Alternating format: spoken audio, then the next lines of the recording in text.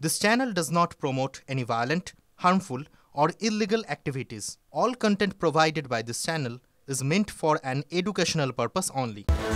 এই মুহূর্তে একটা সবথেকে বড় খবরের দিকে নজর রাখতে হবে। দুবাইতে এয়ার শো হচ্ছিল, সেই এয়ার শোতে বিপত্তি, ভেঙে পড়লো ভারতের যুদ্ধ বিমান। এই মুহূর্তে সবথেকে বড় খবর, সেই ছবি দেখুন, ভারতের যুদ্ধ বিমান সেটা ভেঙে পড়লো, কারণ এয়ার শো চলছিল, যুদ্ধ বিমান ল্যান্ডিং এর সময় এই দুর্ঘটনাটা।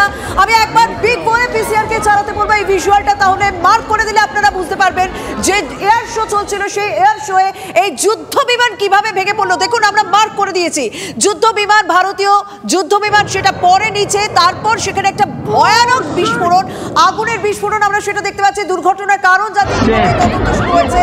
যুদ্ধ বিমানে পাইলট কেমন আছে তার স্বাভাবিকভাবে এখনই জানা যাচ্ছে না, কারণ কিছুক্ষণ আগেই ঘটনাটা ঘটেছে, ল্যান্ডিং হচ্ছিল, সেই ল্যান্ডিং এর সময় এই দুর্ঘটনা। আমার সঙ্গে রয়েছেন আমার সহকর্মী সোমনাথ। সোমনাথ, এই এত বড় দুর্ঘটনা, এয়ার শো চলছে, সমস্ত বিষয় সেখানে মেনে চলা হয়, তাহলে এই বিপত্তিটা ঠিক কি কারণে, এই বিমান সম্পর্কে কি খবর পাওয়া যাচ্ছে? ঠিক কি কারণে এই ঘটনা ঘটলো কি এটা কিন্তু এখনো পর্যন্ত জানতে সময় লাগবে। ভারতীয় বিমান বাহিনী সূত্রে যেটা জানা যাচ্ছে যে ভারতীয় তৈরি একটি যুদ্ধ বিমান, তেজাস ক্যাটাগরির একটি যুদ্ধ বিমান, সেটি প্রদর্শনী করার সময় ভেঙে পড়ে এবং তার ফলে যে কি ঘটনা ঘটেছিল সেটা আমরা ছবিতে দেখতে পাচ্ছি। তার দিকে আগুন ধরে যায়। এই মুহূর্তে পাইলট নিজেকে বাঁচিয়ে ওই বিমান থেকে বেরোতে পেরেছেন কিনা আমরা জানি না, এবং আইএস এই সম্বন্ধে এখনো পর্যন্ত কিছু বলেনি। কিন্তু এই ঘটনা আমরা জানি যে তেজাস ভারতের নিজস্ব যুদ্ধ বিমান, একদম ভারতের নিজস্ব যুদ্ধ বিমান, তেজাস যুদ্ধ বিমান। আর সোমনাথ, তুমি আপাতত আমাদের সঙ্গে থেকে, আমার সঙ্গে রয়েছেন আমার অপর সহকর্মী সায়ন্ত। সায়ন্ত, ভারতের নিজস্ব প্রযুক্তিতে তৈরি লাইট কমব্যাট এয়ারক্রাফট সেটা ভেঙে পড়েছে, এটা ল্যান্ডিং এর সময় এত বড় দুর্ঘটনা, তার মানে কি পুরোটাই যান্ত্রিক ত্রুটি না অন্য কোনো সমস্যা? আর সদ্য ঘটনাটা ঘটেছে, তোমার কাছে কি আপডেট রয়েছে?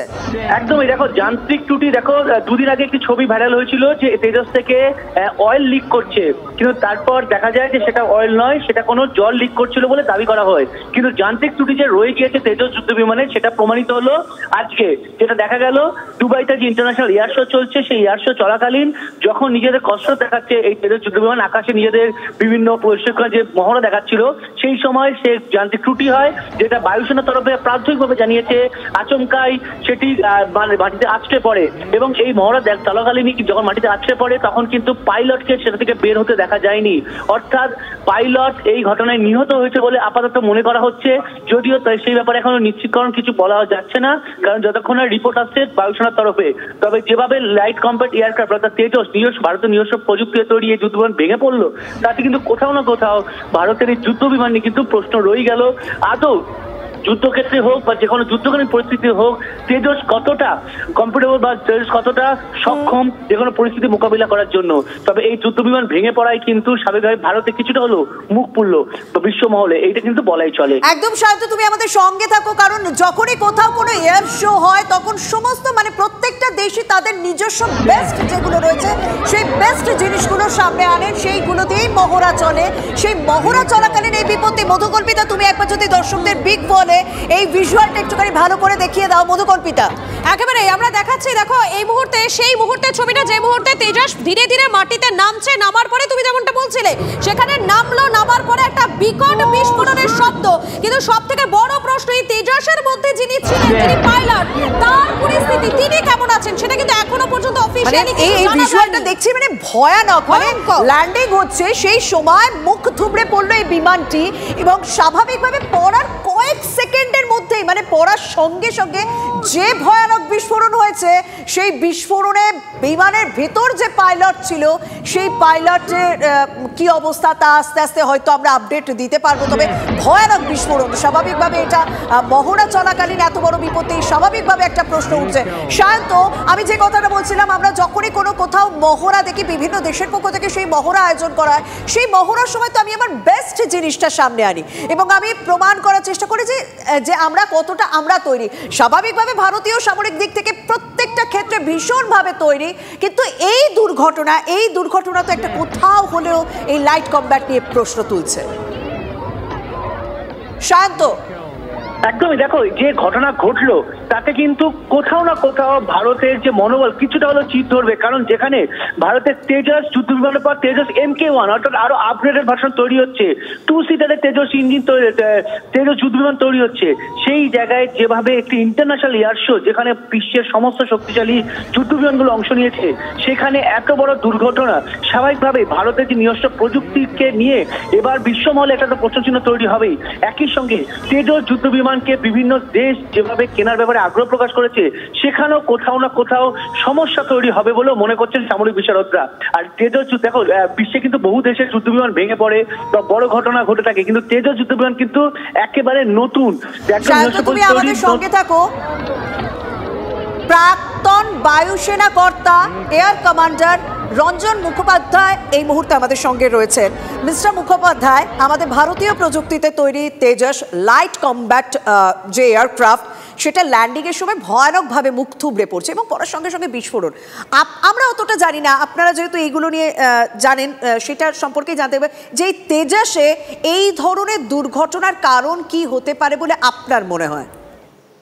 দেখুন, এখন এই মুহূর্তে আমার মাথায় যেটা আসছে সেটা একটাই জিনিস, সেটা হলো যে যদি ল্যান্ডিং এর সময় ল্যান্ডিং গিয়ার মানে নোজ হুইল যেটাকে বলি, যেটা সামনের দিকে হুইল, সেটা যদি কোনো রকমের ম্যালফাংশন করে থাকে এবং তার যদি পিন কিছু ভেঙে গিয়ে থাকে, তাহলে ওটা মুখ থুবড়ে পড়ার একটা কন্ডিশনে হয়।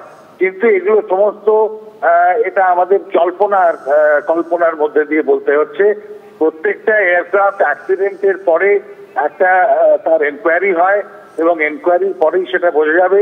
তবে এটা দুর্ভাগ্যজনক ঘটনা, কেননা ওয়ার্ল্ডের প্রায় 100টা ডিফারেন্ট ম্যানুফ্যাকচারার এবং 100টা ডিফারেন্ট দেশ থেকে এয়ার শোতে লোকজন এসছে দুবাইতে, সেখানে এই ঘটনা ঘটে যাওয়াটা খুব দুঃখের, লজ্জারও বিষয়। তবে এটা যতক্ষণ না পর্যন্ত একটা এনকোয়ারি রিপোর্ট থেকে জানা যাবে যে কি এক্স্যাক্টলি ঘটেছিল, তবে মনে হয় আমি যেটা জল্পনা করছি সেরকম একটা ঘটার সম্ভাবনা থাকে। একদম ভিজুয়ালটা আমরা যেটা দেখছি না মিস্টার মুখোপাধ্যায়, সেটা তেজস ছাড়াও যে কোনো এয়ারক্রাফটে হতে পারে। হ্যাঁ বলুন।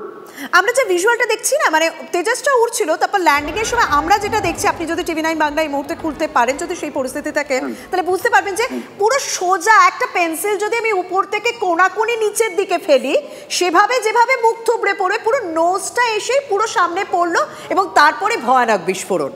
দেখুন, এটাতে একটা হতে পারে যান্ত্রিক গোলযোগ, একটা হতে পারে পাইলটের এরার।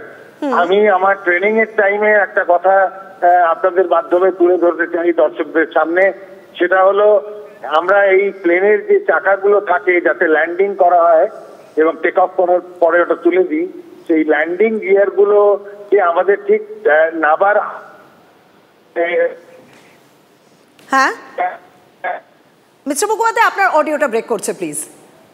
গেছে ল্যান্ডিং গিয়ারটা নাবাতে এবং সে উইদাউট মানে ল্যান্ডিং গিয়ার নেমে পড়লো প্লেনটা নিয়ে, সে প্লেনটা দু টুকরো হয়ে গেল, বাউন্স করলো বেলুনের মতো। তার তো মানে ওই চাকাগুলো বেরোয়নি, ও ভুলেই গেছে টিপতে। এটা পাইলট এরারের জন্য হয়েছিল, কিন্তু ভাগ্যক্রমে সেই পাইলট বেঁচে যায়।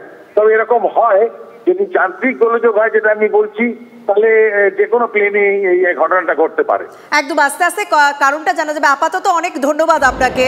কিন্তু মিস্টার মুখোপাধ্যায়, আমাদের যে বিষয়টা বললো, আমি যদি পিসিআর কে বলি আরো একবার বিগ বলে দিতে, সত্যি মধুকল্পিতা, দেখো আস্তে আস্তে কারণটা বোঝা যাবে। কিন্তু আমরা এখান থেকে যেটা দেখতে পাচ্ছি না, মানে তেজসটা যখন আসছে, দেখো তোমার দিকে আছে, সামনের যে হুইলটার কথা বলছে, সেই সামনের হুইলটাকে কিন্তু আমি খুলতে দেখছি না আপাতত। মানে দূর থেকে বোঝা সম্ভব নয়, আস্তে আস্তে সমস্ত বিষয়গুলো স্পষ্ট হবে, যেটা কি কারণে ঘটলো, কার গাফিলতি, কোথায় গাফিলতি, সেগুলো আসবে।